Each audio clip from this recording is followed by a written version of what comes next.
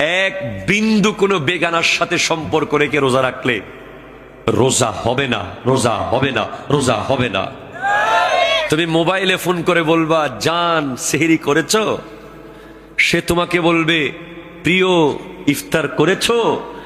এই জিনিস চলবে না।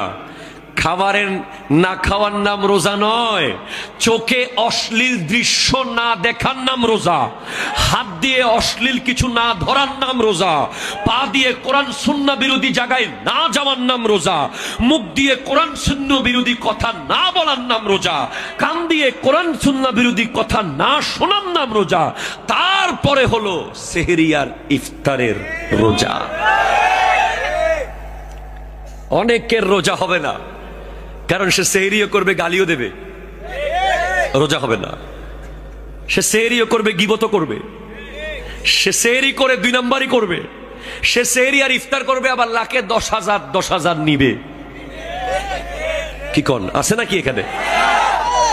তাকে বলে দেন, তাকে বলে দেন তার সেহরি তার মুখে মারা হবে, তার ইফতার তার মুখে মারা হবে। সে যেন তওবা করে নেয়, তারপরে সেহরি খায়। কথা বলেন ঠিক কিনা? এত সহজ না।